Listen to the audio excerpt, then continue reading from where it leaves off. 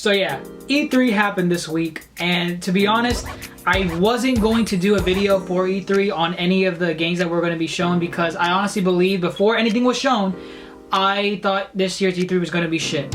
I don't know why, there was no reason for me to believe so, it was just, you know, a feeling. I was just thinking, you know what, E3 is going to suck. E3 is going to suck. I said so, E3 is going to suck. And it didn't suck. So I want to give my thoughts on certain tech and games that were, you know, shown at this year's E3. Main one being, as you can see from the title below, Kingdom Hearts 3. Oh boy. I'm telling you, I have a soft spot for Kingdom Hearts, and this trailer just made that soft spot grow into like an amazing spot. And let me explain why! I know graphics don't make a game, but they're the first thing you notice in a game. You don't see the gameplay first, you see the graphics. That's the first thing that makes an impression on you. And one thing I'm certain with, I'm glad they went with this art style and direction. Reason being, before they showed any Kingdom Hearts 3 footage, you know, before the last E3 where they first shown Kingdom Hearts, I personally, along with a lot of people, were expecting them to show a Kingdom Hearts that was more realistic, like kind of like the way Final Fantasy has been going. It's been getting more, you know, realistic looking as the, you know, the tech has improved. So naturally, you know, even based off the CG cutscenes that we get in Kingdom Hearts 2 and Birth by Sleep, a lot of people were assuming like, hey, Kingdom Hearts 3 is going to take that direction whenever the game comes out. It's going to look realistic, it's going to look awesome. Then when they first showed the footage for Kingdom Hearts 3, I honestly was shocked at it. I'm like, wow, they're going like, you know, with a cartoony art style. And then I looked at it, I'm like, I think I kind of like this better. And then when they showed the gameplay this year, for certain, I was like, yes.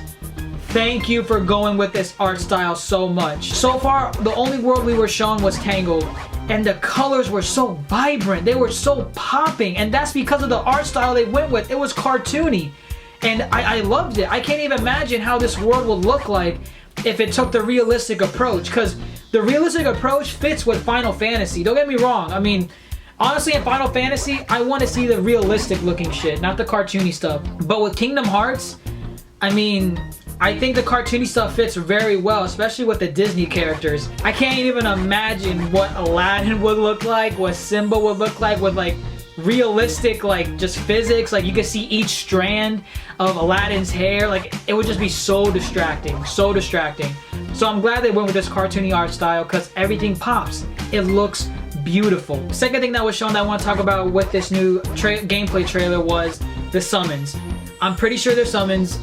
They were basically, you know, the boat ship ride, the roller coaster ride, and you know, the teacup spinning stuff. And I'm assuming that these are summons because, you know, they're just so grand and spectacle. Like you know that fucking, you know, boat ship ride is a summon. You know that roller coaster ride is a summon. I'm thinking with this game they're gonna take the route of doing summons on rides from like, you know, Disney World and Disneyland.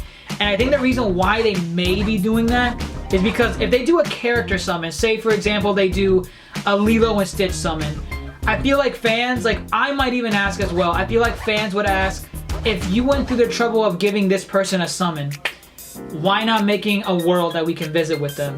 You know, why not make a Lilo and Stitch world so we can visit them in their world and have them fight alongside us? Why did you only make this person a summon? I feel like that's the reason why they're going in this route. They have so much Disney content to make new worlds with in Kingdom Hearts 3. I mean, Princess and the Frog came out in 2008. You can bet your ass there's gonna be a world based on that movie. So from 2006 and beyond, they have so much material to go with for Kingdom Hearts 3. The Tangled, of course, was shown. They're sure as hell gonna do Frozen. They might also get some, you know, obscure shit like, I mean, they did Three Musketeers and Dream Drop Distance. So I'm pretty sure they're gonna try and get as much Disney content into this game as possible. What I don't think they're gonna do, and I hope they don't do, is include any Marvel worlds or Star Wars, you know, esque worlds. Maybe not, maybe Pixar, you know, I'll leave that for later in this video, but let me explain why Marvel and Star Wars. As epic as that shit would be, don't get me wrong, I want to see, you know, fights with Spider-Man and the Avengers, or fucking Darth Vader going like Kingdom Hearts Keyblades on that shit, but I don't want to see those fights because I feel like they detract from the Disney-esque world that Kingdom Hearts was built on. It's just too out there. to be included within Kingdom Hearts 3. What I think they should do is include those worlds in the next Kingdom Hearts installments, because Tetsuya Nomura has stated this is not the last Kingdom Hearts game. This is the last Xehanort Saga game. There's gonna be more Kingdom Hearts games, so by all means, if you want to include Marvel as like, you know, the main worlds that are gonna be explored in the next game, or even Star Wars, by all means do it in that. But save Kingdom Hearts 3 for Disney. Because the last thing I want is for a Marvel world to show in Kingdom Hearts 3 that basically excluded a Disney world that we could have had in this game. As for Pixar, again, for me it's kind of the same thing with Star Wars and Marvel.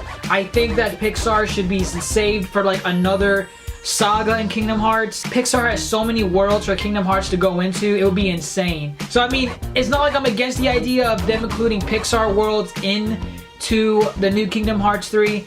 To be honest, if they don't want to go with the obscure shit like Three Musketeers or Fantasia like they've been doing, they might need to go into Pixar territory. And if that's the case, I really don't mind.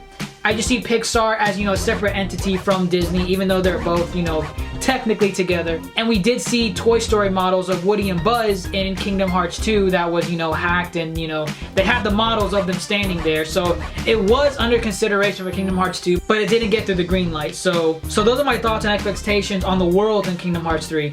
Now for the combat, oh my god, the combat. I gotta say, it looks a lot like the combat. At least the amount of environment interaction that was shown in this trailer is insane. Like, it fucking blew my mind. Like, something as small as, you know, sliding on a hill of grass, it appealed so much to me. And I mean, just Sora bouncing off walls, climbing up mountains, fighting the Rock Titan from Hercules. To me, it looked fucking amazing. And I'm glad that they're taking bits and pieces of previous Kingdom Hearts games, you know, like spin-off titles like Dream Drop Distance, Birth by Sleep, Chain of Memories, maybe not Chain of Memories. I'm glad they're taking bits and pieces of those games, because by far the flow motion combat, you know, the environment shit in Dream Drop Distance, that was the main reason why we got into Dream Drop Distance. Like, that was the main combat gimmick. And I'm glad they're incorporating what worked best in Dream Drop Distance and putting into Kingdom Hearts 3.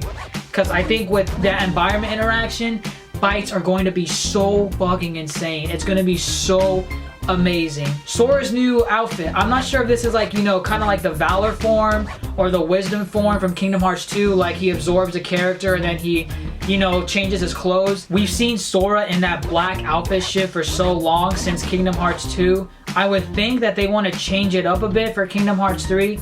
That's not saying that that outfit is not, you know, getting stale or whatever. That outfit is fucking badass, I'm not gonna be honest with you. It looks like a Hot Topic, you know, bargain bin shit, but hey, that shit looks amazing. But we did see, you know, a little bit of an outfit change halfway through the trailer when Sora got to, you know, Rapunzel's castle and he was basically fighting more Heartless.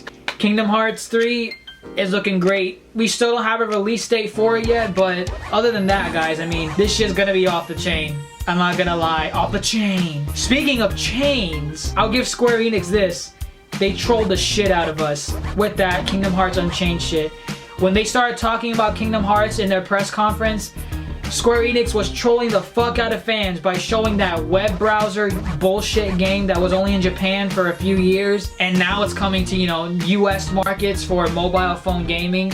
As soon as they show that, I'm like, this better not be the only fucking shit you have to show us from Kingdom Hearts. Square Enix, don't troll us, don't troll us, don't troll us, don't troll us.